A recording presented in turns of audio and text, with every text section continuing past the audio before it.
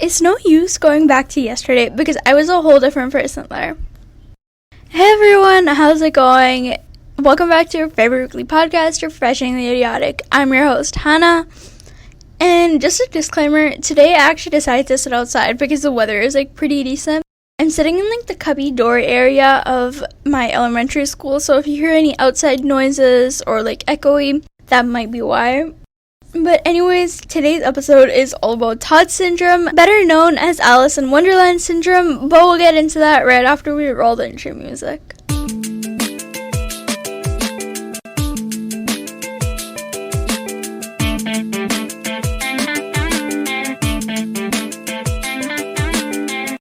The question for this week's episode is, what is something that will instantly make your day better? I have two things that I just have to share because they're so cute. The first thing is when people put a lot of effort into a little thing, which sounds really odd. But when I was younger, my mom used to pack my lunch for school, and she used to write a little note or something sometimes, and it used to make my day, especially because I used to have really, really rough times at school. But that little note, or when the teacher wrote "good job" on my test, I thought that was the cutest thing ever. Or when a friend sends me a text message to be I'm there for you, or especially if it's out of the blue and I'm not really expecting it, I think that's the cutest thing ever. Also, the second thing, obviously I have to mention this, you guys know I have a pet bird. My pet bird is the most loving, caring animal in the whole entire world.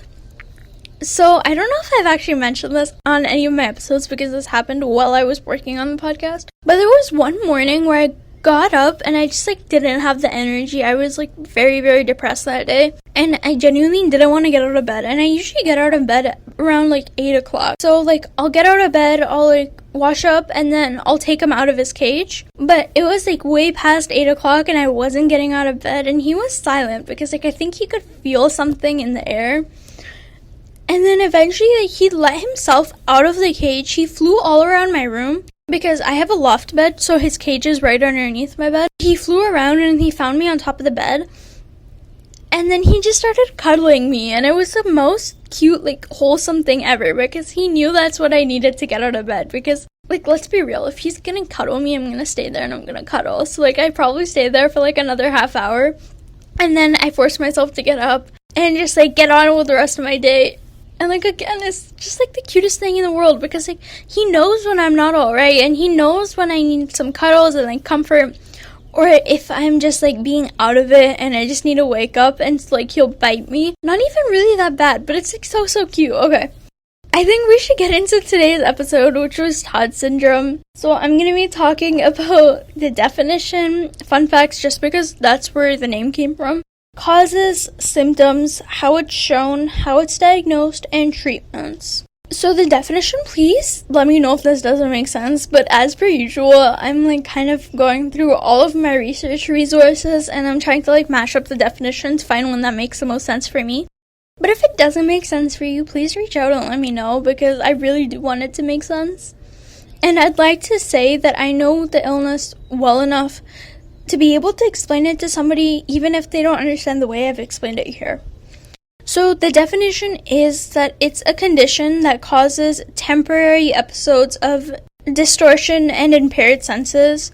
It's usually just sight, but it can also be touch, hearing, and sense of time. So some fun facts, I only have two and they're both relating to the name of the disorder just because I thought it was interesting to see where the name stemmed from because a lot of them you don't know and I thought this would be really cool. So the first one, as I've mentioned, is also known as the Alice in Wonderland Syndrome. So the writer of Alice in Wonderland, Lewis Carroll, might have had it. As you'll see, his symptoms do match up, especially if you really go into them.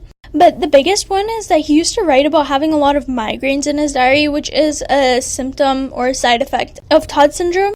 And so that might have been where he got the idea for Alice's story. If you haven't read it, you probably should because it's honestly one of my favorite stories. But basically, Alice will go and she'll, see a potion that says, drink me, and then she'll grow tiny so that she can go through the holes and, the little doors. Or, it'll be, drink me, and then all of a sudden you'll become big so you can step over things. And so people think that that's where he got the ideas because they were so out of it at first, nobody really could make any sense out of it.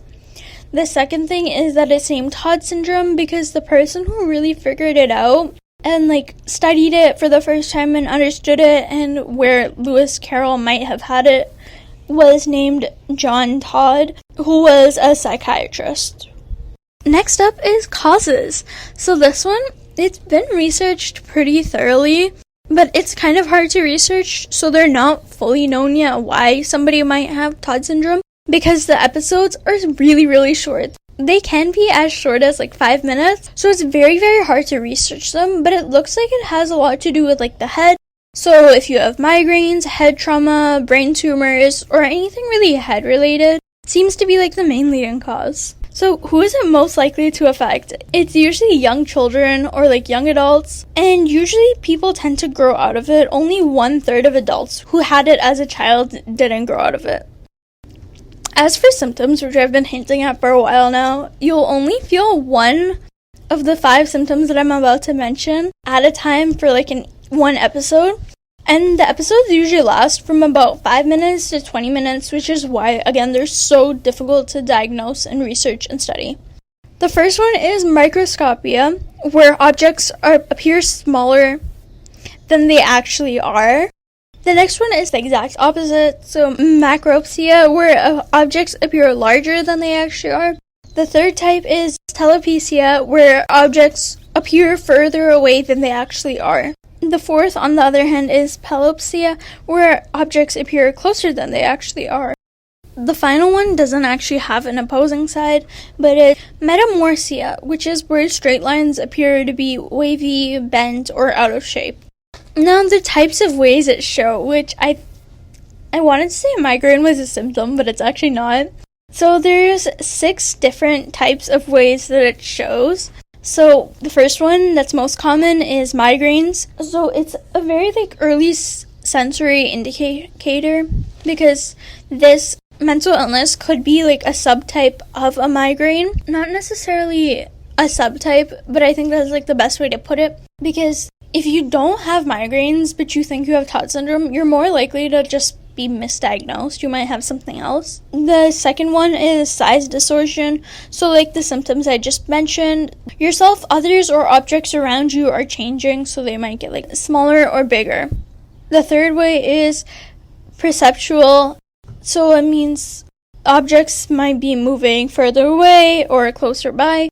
The fifth type is time distortion, so it might be moving really fast or really slow, and I think everybody can relate to this. If you're gonna stare at a clock, obviously it's gonna go slower than if you weren't staring at a clock or thinking about time, but it can actually be a thing where like your mind is just like slowing down and you're just like, it's just taking forever to get that minute to pass or to speed up. Is sound disruption.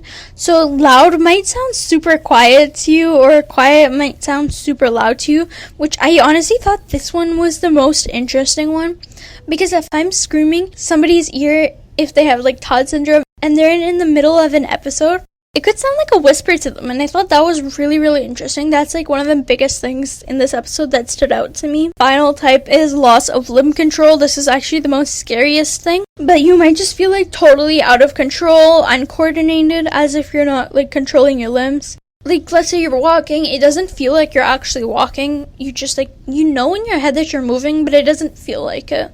Next point is how it's diagnosed. So this process is more of just like a process to see if it's anything else that could be causing these delusions and hallucinations. So the first thing is an MRI scan, which if you don't know, it's the scan of like organ tissues and your brain, just to like see if there's any brain tumors, for example, or any other issues. The next one is an EEG scan, which is measuring electrical activity in your brain to see if there is a difference in your brainwave patterns compared to other people that might not have Todd syndrome. The final way is blood testing, so you're ruling out any viruses, infections, or any other reason you might be having the symptoms. And like I've mentioned, again, it's often underdiagnosed because people will assume it's something even if it's not.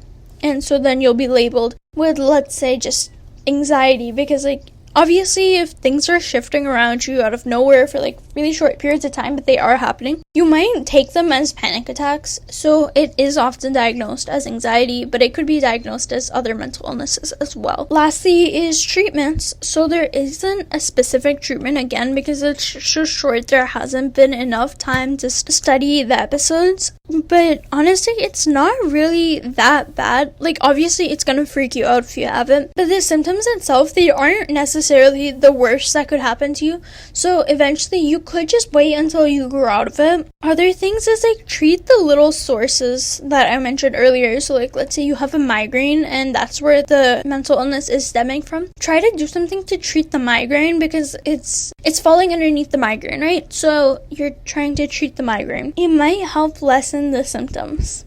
And I think that just about wraps up today's episode. So we talked about the definition, fun facts of where the name came from, causes, who's more at risk, symptoms, how it's shown, how it's diagnosed, and treatments. Hopefully you guys learned something new. Let me know if you did, because I definitely did. I had actually never heard of this mental illness until I decided to go out looking for a new one that nobody had ever heard of. So don't forget to let me know the highlight and lowlight of your week, as always, and don't forget to answer the question of the episode, which is, what instantly makes you happier? As always, the research is linked down below in the description box, along with the link to my website, so don't forget to check it out. Lastly, share, subscribe, and rate. 5 stars only, pretty please, with a cherry on top. Bye everyone!